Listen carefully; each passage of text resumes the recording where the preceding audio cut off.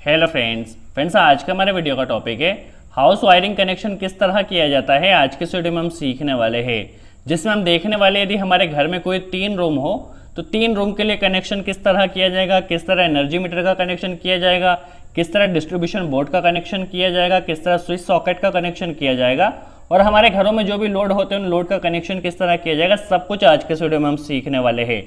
तो आप वीडियो को केयरफुली वॉच कीजिए, क्योंकि हाउस वायरिंग कनेक्शन से रिलेटेड आपके जितने भी डाउट होने वाले हैं सब कुछ आज के वीडियो को वॉच करने के बाद क्लियर हो गए।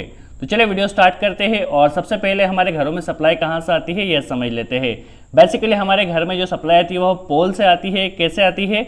तो पोल से जो हमारी सप्लाई आती है वह आती है हमारे पास जो एनर्जी मीटर हम कनेक्ट करते हैं या KWH मीटर भी कह सकते हैं, यहाँ पर आती है।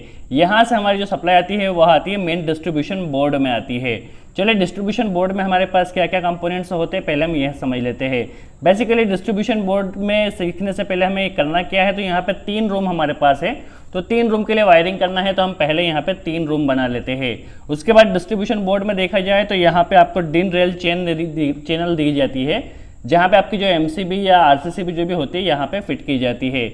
उसके बाद देखा जाए तो यहाँ पे एक न्यूट्रल लिंक होती है जिसे हम बस बार भी कह सकते हैं, जहाँ पे हम न्यूट्रल का कनेक्शन करने वाले हैं। इसी तरह हमें यहाँ पे एक अर्थ लिंक भी कनेक्ट करना होगी, ये जैसे अर्थ के लिए भी हम बस बार कह सकते हैं। सबसे पहले हम क्या करते हैं, जो हमारे पास जो मेन MCB आने वाली है, मेन MCB होने वाली है। इसके अलावा यहाँ पे हमें RCCB भी कनेक्ट करने वाले हैं। ये आपके ऊपर डिपेंड करता है आपको RCCB कनेक्ट करना है या नहीं करना है। बेसिकली जो RCCB होती है ये अर्थ फॉल्ट प्रोटेक्शन के लिए लगाई जाती है। दैट मीन्स यदि किसी को शॉक लगता है तो उस कंडीशन में ट्रिप होती है। यदि आपको इसकी रिक्वायरमेंट हो तो आप इसे कनेक्ट कर सकते हैं। इसके अलावा देखा जाए तो पहले रूम के लिए हम एक MCB कनेक्ट कर रहे हैं। इसके बाद देखा जाए तो दूसरे रूम के लिए एक MCB और तीनों रूम के लिए हमने 3 MCB यहाँ पे कनेक्ट किए हैं। सेपरेटली हम इसे ऑन ऑफ कर सकते हैं जिस भी रूम की हम पावर को ऑन ऑफ करना चाहे। उसके बाद हम क्या करते हैं, बेसिकली यहाँ पे हमने क्या किया है, अर्थ लिंक कनेक्ट किया है। तो अर्थिंग की जो हमारे पास जो बाहर से हमारे पास अर्थ आता है वहाँ से अर्थिंग हमने यहाँ पर कनेक्ट कर दी है। उसके बाद हम सीख लेते हैं किस तरह सप्लाई आएगी। सबसे पहले क्या होता है, जो हमारा पास जो बोर्ड होता है, जो पोल होता है, पोल से हमारे पास सिंगल फेज सप्लाई आती है एनर्जी मीटर के लिए। तो फेज सबसे पहले हमने एनर्जी मीटर में कनेक्ट किया, यहाँ से न्यूट्रल भी हमें कनेक्ट करना होगा। तो एनर्जी मीटर में हम क्या करते हैं, जो पहला टर्मिनल होता है यहाँ पे फेज कनेक्ट करते हैं और ये इसका इनपुट होता है, यहाँ पे न्यूट्रल कनेक्ट करते हैं। इसका जो आउटपुट होता है, आउटपुट में थोड़ा ध्यान रखने वाली बात होती है, जो इसका पहला टर्मिनल होता है यहाँ से हमें न्यूट्रल मिलता है। तो पहले हम न्यूट्रल की वायरिंग कर लेते हैं। किस तरह न्यूट्रल की वायरिंग, सबसे पहले क्या करते हैं, इस न्यूट्रल को लेकर हमारी जो मेन MCB है, इस मेन MCB में इस न्यूट्रल को हमने कनेक्ट कर दिया है। इसी तरह हमें क्या करना है, फेज वायर भी लेना है। फेज वायर को ले जाके हमें मेन MCB में कनेक्ट कर देना है। तो चलिए अभी क्या हुआ, एनर्जी मीटर का कनेक्शन हमारा कंप्लीट हो गया। यहाँ से हमारी जो सप्लाई थी वह सप्लाई आ गई हमारी मेन MCB में। अब मेन MCB से हम क्या करते हैं, यहाँ से हमें क्या करते हैं, न्यूट्रल को सबसे पहले RCCB में कनेक्ट कर देते हैं और पहले हम न्यूट्रल की वायरिंग समझ लेते हैं किस तरह न्यूट्रल की वायरिंग की जाएगी। चलिए न्यूट्रल को हम ले जाके यहाँ पे क्या करते हैं, न्यूट्रल जो लिंक होता है, ये न्यूट्रल की जो बस बार होती है यहाँ पे हम न्यूट्रल को कनेक्ट कर देते हैं। अब यहाँ से हमें जो भी जहाँ पे भी न्यूट्रल को कनेक्ट करना होगा, यहाँ से हम मल्टीपल न्यूट्रल कनेक्ट कर सकते हैं। बेसिकली बस बार में हमने न्यूट्रल को कनेक्ट कर दिया है। अब हम फेस की वायरिंग समझ लेते हैं किस तरह MCB में फेस दिया जाएगा। तो फेस सबसे पहले हमारी जो मेन MCB होती है यहाँ से निकल के हम RCCB में कनेक्ट करते हैं। इस RCCB से निकलने के बाद जो हमारे पास जो सेपरेट रूम के तीनों MCB है, तीनों MCB में इनपुट में हम यहाँ पे फेस कनेक्ट कर देंगे। देखिए तीनों जो हमारी MCB है, तीनों MCB में यहाँ पे हमने फेस को कनेक्ट कर दिया है। तो ये फेस की वायरिंग तीनों MCB के लिए यहाँ पर कंप्लीट हो गई है।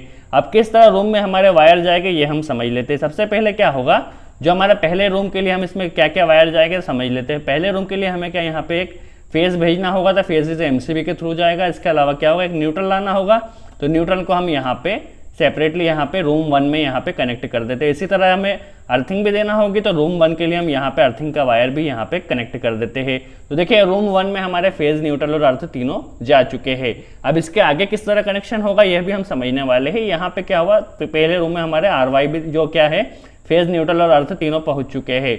इसी तरह हम क्या करते हैं, जो सेकंड वाली MCB है, सेकंड वाली MCB का फेज भी यहाँ पे कनेक्ट करते हैं और सेकंड वाली MCB के जो सेकंड वाले रूम के लिए क्या करते हैं, हम यहाँ से न्यूट्रल कनेक्ट कर देते हैं और यहाँ से फेज जो हमारा अर्थिंग का वायर है, अर्थिंग के वायर को यहाँ पे कनेक्ट कर देते हैं। तो देखिए हमारे दोनों रूम के फेज, न्यूट्रल और अर्थ पहुंच चुका है। इसी तरह हमें क्या करना, तीसरी MCB से फेज को लेना है और यहाँ से हमें फेज को हमारे जो रूम 3 है यहाँ पे कनेक्ट कर देना है और न्यूट्रल को ले जाके और यहाँ से अर्थिंग को भी हमें कनेक्ट कर देना है। तो आप देख सकते हैं हमारे तीनों रूमों में क्या हुआ, फेज, न्यूट्रल और अर्थ पहुंच चुके हैं। ये हमारे मेन डिस्ट्रीब्यूशन बोर्ड का कनेक्शन हुआ। हमने क्या किया, हर एक रूम के लिए सेपरेट एमसीबी लगाई है, उसका कनेक्शन हो गया है और न्यूट्रल लिंक और अर्थ लिंक से हमने फेज और न्यूट्रल और अर्थ हमने यहाँ पे हर रूम में भेज दिया है। अब रूम के किस तरह स्विच सॉकेट के कनेक्शन किया जाएगा, किस तरह बोर्ड के कनेक्शन हो गए, चलिए हम यह भी समझ लेते हैं। बेसिकली क्या होगा, हम पहले सिर्फ एक रूम के बारे में समझेंगे। एक रूम में हम सारे डाउट क्लियर करने की कोशिश करेंगे, किस तरह लोड का कनेक्शन होगा, किस तरह फैन का कनेक्शन होगा, किस तरह बोर्ड का कनेक्शन होगा। तो आप वीडियो को केयरफुली वॉच कीजिए। चलिए क्या होगा, सबसे पहले हमारे रूम में जैसे कि हमें क्या क्या लोड कनेक्ट है पहले हम ये समझ लेते हैं। बेसिकली हमारे रूम में सपोज कोई एक सीलिंग फैन है, इसके अलावा एक हमारे पास कोई वाटर पंप मोटर हो और इसके अलावा कोई एक बल्ब हो और इस तरह इसमें बोर्ड दिया गया है। तो बोर्ड में क्या करना है, हमें एक फैन है तो फैन रेगुलेटर यहाँ पे कनेक्ट किया गया है और फैन को ऑन ऑफ करने के लिए यहाँ पे स्विच को कनेक्ट किया है। इसके अलावा देखा जाए तो एक वाटर पंप मोटर को स्टार्ट स्टॉप करने के लिए हमने यहाँ पे स्विच को कनेक्ट किया है। इसके अलावा जो बल्ब है, बल्ब को स्टार्ट स्टॉप करने के लिए हमने इस स्विच का यूज़ किया है और 5 पिन सॉकेट जो हमने कनेक्ट किया है इसे स्टार्ट स्टॉप करने के लिए इस स्विच का यूज़ किया है। चलिए अब हमारे पास क्या हुआ था, फेज, न्यूट्रल और अर्थ आए थे, इससे किस तरह कनेक्शन होगा हम समझ लेते हैं। हम काफ़ी आसान तरीके से सीख रहे हैं, आप वीडियो को केयरफुली वॉच कीजिए। सबसे पहले हम क्या करते हैं, न्यूट्रल की वायरिंग समझ लेते हैं। हमें न्यूट्रल कहाँ कहाँ पे देना है। तो बेसिकली क्या है, न्यूट्रल हमें तीनों जो लोड होते हैं तीनों लोड में यहाँ पे फैन में भी न्यूट्रल डायरेक्ट कनेक्ट कर दिया है। यहाँ से एक लूपिंग लेके हमने वाटर पंप में न्यूट्रल कनेक्ट कर दिया है और यहाँ से इस बल्ब में भी न्यूट्रल कनेक्ट कर दिया है। दैट मीन्स तीनों लोड में हमने सबसे पहले न्यूट्रल कनेक्ट कर दिया है। जैसा कि हम जानते हैं किसी भी लोड को चलने के लिए फेज और न्यूट्रल की ज़रूरत होती है। न्यूट्रल हमने डायरेक्ट दिया है और जो फेज होता है उसे हमने स्विच के द्वारा कंट्रोल करके देखे, दैट मीन्स वहाँ से स्टार्ट स्टॉप किया जा सके। इसीलिए बेसिकली हम स्विच के द्वारा किसी भी लोड को फेज कंट्रोल करके देते हैं। इसके अलावा आपको बोर्ड में न्यूट्रल कब लाना होगा, तो आपके पास यदि कोई इंडिकेटर आपने बोर्ड में कनेक्ट किया है तो न्यूट्रल लाना होगा और 5 पिन सॉकेट यदि कनेक्ट है तो न्यूट्रल लाना होगा। यदि बोर्ड में इंडिकेटर और 5 पिन सॉकेट नहीं है तो आपको न्यूट्रल लाने की कोई ज़रूरत नहीं है, बट हमारे पास यहाँ पे 5 पिन सॉकेट है इसलिए हमें यहाँ पे न्यूट्रल को लाना होगा। तो न्यूट्रल लाकर यहाँ पे हम पहले आप 5 पिन सॉकेट में चेक कर ले कहाँ पे फेज देना है, कहाँ पे लाइन देना है, कहाँ पे न्यूट्रल देना है। तो यहाँ पे हमें बेसिकली न्यूट्रल देना है, तो यहाँ पे हमने न्यूट्रल को कनेक्ट कर दिया है। यहाँ पे हमें लाइव या फेज दे सकते, फेज देना होता है और ऊपर हमें अर्थिंग देना होती है। बेसिकली देखा जाए तो 5 पिन सॉकेट में। अब हमें क्या करना है, फेज की वायरिंग हम स्टार्ट करते हैं। न्यूट्रल की वायरिंग हमारी कंप्लीट हो गई है। क्या हुआ, फेज हमारा आएगा, सबसे पहले हम क्या करेंगे, बोर्ड में ले जाएंगे। बोर्ड से ही हम किसी भी लोड में देते हैं ताकि यहाँ से स्विच के द्वारा हम इसे कंट्रोल कर सके। तो आप किसी भी एक स्विच में सबसे पहले तो फेज को कनेक्ट कर सकते हैं। देखिए हम क्या करते हैं, पहले स्विच में यहाँ पे फेज को कनेक्ट किया और यहाँ से बाकी के जितने भी स्विच है सभी में हमें लूपिंग करना होगी। तो चलिए इसी तरह दूसरे स्विच में भी लूपिंग कर दी है, इसी तरह तीसरे स्विच में भी लूपिंग कर दी है और इसी तरह हमारे पास जो चारों स्विच थे चारों स्विच में हमने इनपुट अभी दिया है। जस्ट फेज का हमने क्या किया है, चारों स्विच में यहाँ से इनपुट दिया है। सबसे पहले हम क्या करते हैं, 5 पिन सॉकेट का कनेक्शन समझ लेते हैं। हम कनेक्शन काफ़ी आसान तरीके से सीख रहे हैं और अब एक रूम में ही सारे डाउट क्लियर करने की कोशिश करेंगे ताकि एक रूम की वायरिंग से ही आपके सारे डाउट क्लियर हो सके। क्या होगा, देखिए जैसे ही इस सॉकेट को चलने के लिए फेज और न्यूट्रल की ज़रूरत थी तो न्यूट्रल हमने डायरेक्ट दे दिया और फेज क्या होगा, जैसे ही हम इस स्विच को ऑन करेंगे, जैसे ही ये स्विच ऑन होगा तो यहाँ से हमारा फेज निकलेगा और हमारे 5 पिन सॉकेट में जाएगा। देखिए स्विच को जब हम ऑन करेंगे तो फेज न्यूट्रल मिलेगा, 5 पिन सॉकेट में हमारी सप्लाई जा चुकी है। तो ये 5 पिन सॉकेट का कनेक्शन कंप्लीट हुआ है। अब हम क्या करते हैं, सबसे पहले इस बल्ब का कनेक्शन समझ लेते हैं। बल्ब के लिए इस स्विच को यूज़ कर रहे हैं, न्यूट्रल डायरेक्ट दिया है, फेज इस बल्ब स्विच से जाएगा। देखिए जैसे इस स्विच को ऑन करेंगे तो इस बल्ब में सप्लाई जाएगी और हमारा बल्ब ग्लो होगा। अभी हमें क्या करना है, वाटर पंप मोटर के लिए कनेक्शन करना है। तो बेसिकली इसका कनेक्शन किस तरह किया जा रहा है, इसके ऊपर हमने सेपरेटली वीडियो बनाया है जिसकी लिंक आपको डिस्क्रिप्शन में मिल जाएगी, वहां जाके देख सकते हैं। जस्ट हमें सप्लाई किस तरह देना है हम यह समझ रहे हैं।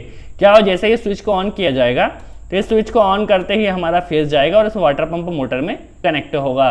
तो बेसिकली वाटर पंप मोटर में भी कनेक्शन हो गया है। उसके बाद क्या होगा, अब हम फैन का कनेक्शन समझ लेते हैं। फैन में बेसिकली यहाँ पे हमने एक रेगुलेटर कनेक्ट किया है जिससे इस फैन की स्पीड को कम या ज़्यादा किया जा सके। तो इसे हमें क्या करना होता है, रेगुलेटर में आपने देखा होगा आपको रेगुलेटर में 2 वायर नजर आते हैं और हमें करना क्या होता है, इस फैन रेगुलेटर को सीरीज में कनेक्ट करना होता है। सीरीज में कनेक्ट करने से क्या होता है, इसमें जो रेजिस्टेंस होता है उस रेजिस्टेंस के द्वारा आपका जो फैन की स्पीड है वह कंट्रोल होती है। तो हमें यहाँ पे क्या करना है, जो आपका यहाँ से फेज निकलेगा, जैसे इस स्विच को आप स्विच के ऊपर से एक वायर लेंगे, इसे लेके आपको जो आपका देखा जाए फैन रेगुलेटर का जो पहला एक वायर, किसी भी एक वायर को आप ले सकते हैं, उस एक वायर में आप यहाँ पे कनेक्ट कर दीजिए यहाँ पे, और जो उसका दूसरा वाला वायर हो उस दूसरे वाले वायर से, पहले वायर में आपने फेस यहाँ से दे दिया और जो दूसरा वाला वायर हो वहाँ से आपका एक वायर निकल के जाएगा आपके फैन रेगुलेटर, फैन में चला जाएगा। दूसरे वाले वायर से ध्यान लेना है, ध्यान रखिए पहले में आपको फेस दे देना है और दूसरे वाले वायर से ले जाके आपको फैन को ऑपरेट करना है। तो ये आपका फैन का कनेक्शन हो गया। बेसिकली आपका जो फैन रेगुलेटर होता है ये सीरीज में कनेक्ट किया जाता है, तो इस तरह हमने सीरीज में कनेक्ट करके फैन को दे दिया है। अब हम इस फैन रेगुलेटर से हमारे फैन के स्पीड को कम ज़्यादा कर सकते हैं। तो बेसिकली क्या हुआ, हमारा फेज और न्यूट्रल का सारा कनेक्शन हो गया है। अब हमारा बचता है अर्थिंग का कनेक्शन। अर्थिंग हमें कहाँ कहाँ पे देना होती है, तो ऐसी कोई भी कंपोनेंट या ऐसा कोई भी इक्विपमेंट जहाँ से हमें लीकेज करंट होने का दैट में डर होता है, जहाँ से हमें करंट लगने का डर होता है, वहाँ पर हम अर्थिंग को कनेक्ट करते हैं। बेसिकली देखा जाए तो हमारे पास वाटर पंप मोटर है, इसमें भी हमें अर्थिंग कनेक्ट करना होगा। यदि आप प्रेस कर रहे हैं तो प्रेस में भी आपको अर्थिंग कनेक्ट करना होगा। तो क्या करते हैं, हम अर्थिंग को किसी भी कंपोनेंट के बॉडी पे कनेक्ट कर देते हैं। बॉडी पे कनेक्ट करने से जो भी लीकेज करंट या एक्स्ट्रा करंट होता है, अनवांटेड करंट होता है, वह अर्थ हो जाता है। देखिए अर्थिंग का वायर हमने लिया और सबसे पहले हमने क्या किया, वाटर पंप मोटर की बॉडी पे कनेक्ट कर दिया है। तो ऐसी कोई भी कंपोनेंट जहां से आपको लीकेज करंट या करंट लगने का डर होता है वहां पे हम अर्थिंग करते हैं। तो इसीलिए हमने सबसे पहले वाटर पंप मोटर में अर्थिंग कर दिया है। उसके बाद देखा जाता है इस 5 पिन सॉकेट में हमें ऊपर की तरफ अर्थिंग देना होता है। तो यहीं से हमने एक लूपिंग को लिया है और यहाँ से लेकर हमने यहाँ पे 5 पिन सॉकेट में अर्थिंग कनेक्ट कर दी है। तो इस तरह आपने देखा किस तरह हमारे घरों में सप्लाई आती है, किस तरह एनर्जी मीटर का कनेक्शन होता है, किस तरह मेन डिस्ट्रीब्यूशन बोर्ड का कनेक्शन होता है। हमने कोशिश की है कि सारे डाउट आपके एक एक वीडियो में क्लियर हो सके। तो अगर वीडियो आपको अच्छा लगा हो तो लाइक का बटन जरूर प्रेस कीजिए, और फिर भी यदि कोई डाउट रह जाता है तो कमेंट्स बॉक्स में जरूर पूछिए, हम पूरी कोशिश करेंगे उसका जवाब दे सके। सो आज के लिए इतना ही फ्रेंड्स।